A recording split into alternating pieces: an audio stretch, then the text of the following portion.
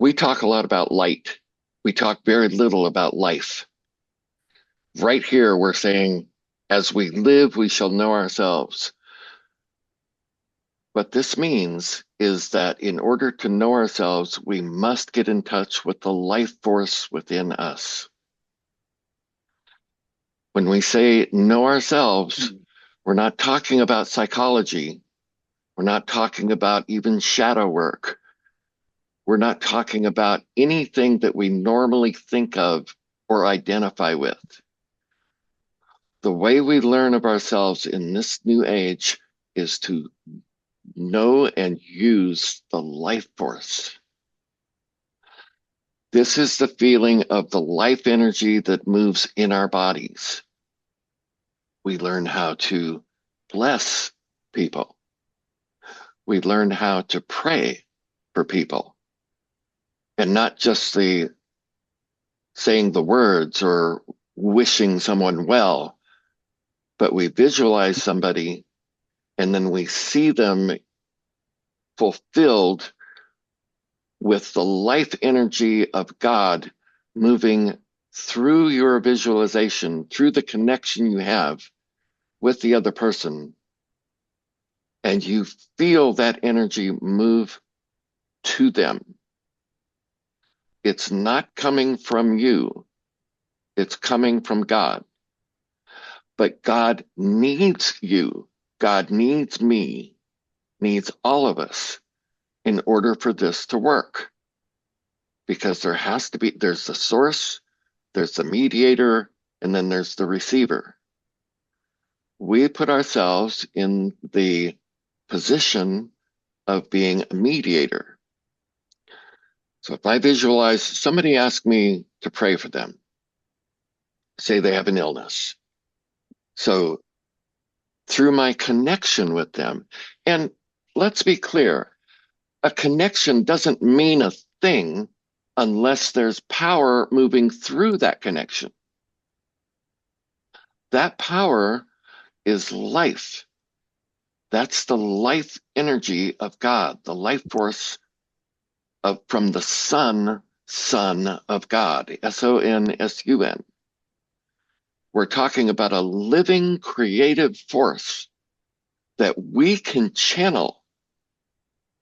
And as we do that, we will learn of ourselves. We will learn who and what we are.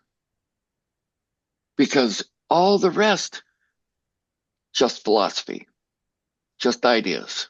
That's all it is. The only time we really know, it's like, say you were a driving instructor, but you never actually took people out and let them drive a car. Just hours and hours of lecture on a blackboard, right? That wouldn't work. You have to get behind the wheel. If you've ever taught a kid how to ride a bicycle, it's the same thing. You can't even really describe to them how to ride it. You put them on the bike, you help them along, and they fall over. Get up, they fall over, they get up, they fall over, until that one moment when life comes in a harmonious, coherent way, and they get it. They get balance. Then they're off and running. That's how we learn God and how we learn ourselves. And the only way to do that is to be in action with what we know. That is the whole crux of the New Age. It's no longer enough to sequester ourselves in a monastery or to spend all of our time in meditation. We have to get out into the world, and not to do simply just social work. This is not just charity, and all of that is very important because that's service, right? That keeps us out of ourselves.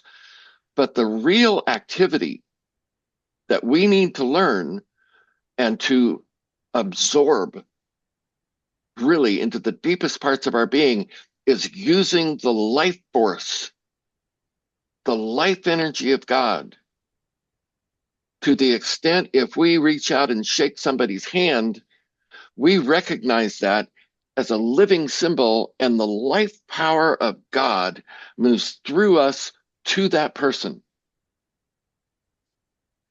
If we hear somebody on the news that is in trouble and needs help, we make a connection with that person, which way that connection we can form it, even if it's nothing more than that's a human being, I'm a human being, I can tune into how they're feeling, what they're radiating, and then pray for them.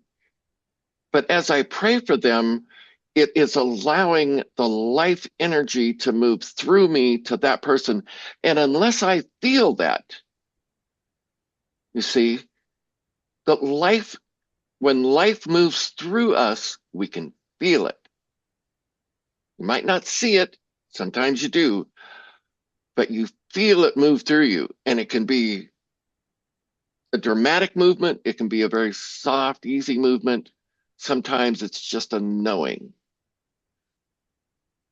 But as we let the power of God move through us, that's how we learn who and what we are, who and what everyone else is, and who and what God is. That's how we know. That's the only way we can learn.